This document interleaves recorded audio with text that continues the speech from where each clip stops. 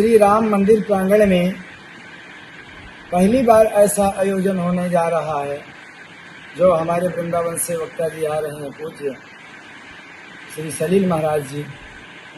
और भागवत क्या है? भागवत में लिखा हुआ है पहले ऊपर 4 अक्षर भागवत, यानी भा माने भक्ति, ज्ञा माने ज्ञान, व माने वैराग और त्या माने त्याग। जिस भागवत को सुनने से भक्ति और ज्ञान, वैराग्य, त्याग प्राप्त हो उसे कहते हैं भागवत। भागवत 7 ही दिन में क्यों की जाती है?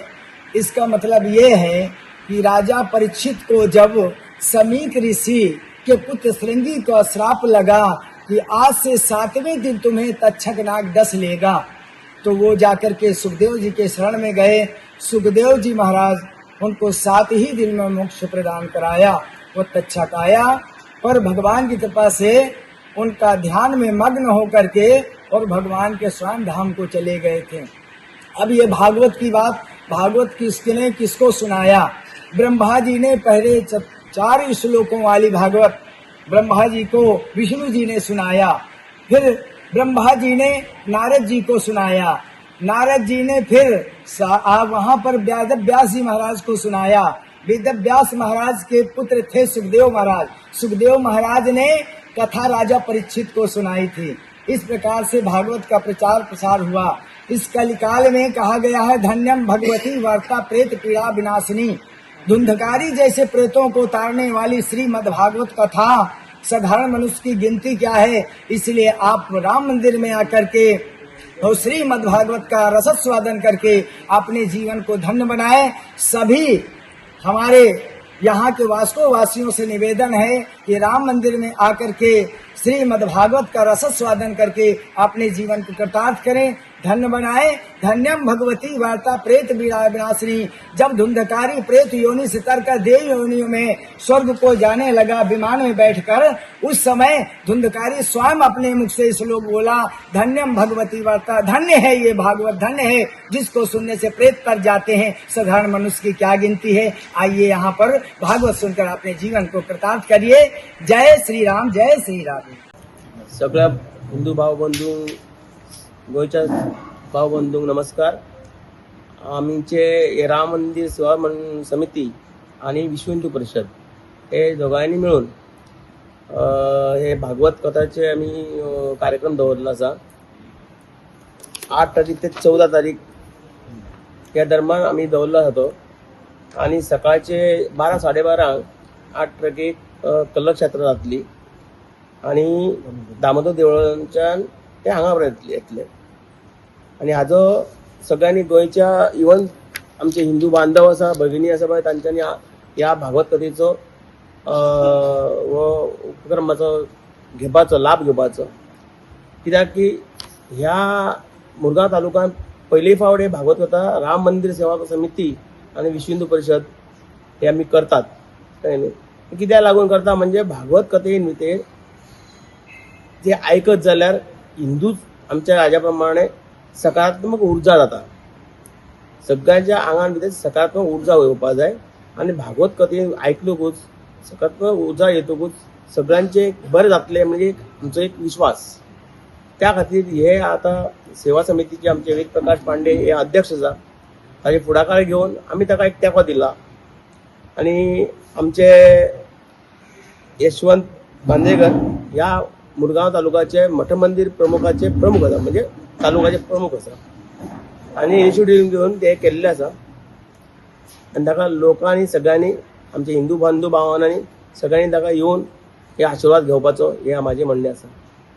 संबंध गोमंतकी भावा भयणांना येवकार श्री राम मंदिर सेवा समिती तशेंच गोमंतक विश्व हिंदू परिषद गोमंतक मुरगांव प्रखंड याने योजलेले हो कार्यक्रम कथा वाचक डॉक्टर संजय कृष्ण सलील जी हे कथा वाचक श्रीमद भागवत गीताचे वाचन जातले 8 तारीख ते 14 तारखेपर्यंत, फॉलोड बाय महाप्रसाद।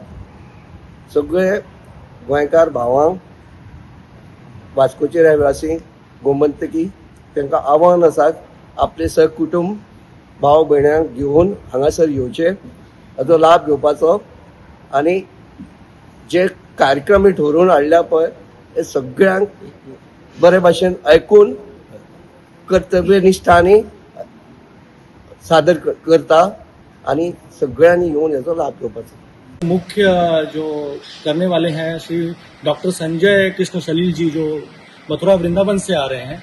यह एक तरह का अपना एक अलग और अनूठा कार्यक्रम है जो गोवा में पहली बार आयोजित किया जा रहा है। जो 7 दिवसीय कार्यक्रम है, जो प्रथम दिवस जो 12:30 बजे दामोदर टेम्पल से स्टार्ट होकर श्री राम मंदिर सेवा समिति इस प्रांगण में कलश यात्रा आएगी। तत्पश्चात उसी दिन शाम को 4 बजे से लेकर 7 बजे तक कथा का आयोजन होगा। उसके बाद नित्य भंडारा का कार्यक्रम रहेगा जो 7 दिवस लगातार चलता रहेगा। तो मैं आपको विस्तृत रूप से पहले दिन से लेकर 7वें दिन के कार्यक्रम की जानकारी देना चाहता हूं। पहले दिन जो होगा 12:30 बजे से शोभा यात्रा चालू होगी। उसके बाद कुंती स्तुति, भीष्म स्तुति का कार्यक्रम होगा पहले दिन। दूसरे दिन जो होगा सुखदेव जन्म, परीक्षित जन्म, कली दमन, हिरण्याकश्यप वध, कपिल देव युति संवाद होगा। तीसरे दिन तृतीय दिवस को सती चरित्र, ध्रुव चरित्र, जड़ भरत, अजामिल उपासन, प्रहलाद चरित्र, जो ये सब भागवत से जुड़ा हुआ प्रोग्राम है। आप आइए इन चरित्रों का श्रवण करिए। चतुर्थ दिवस को गजेंद्र मोक्ष, समुद्र मंथन, बलिवामन चरित्र, राम कथा, कृष्ण जन्म और नंदोत्सव का आनंद लीजिए।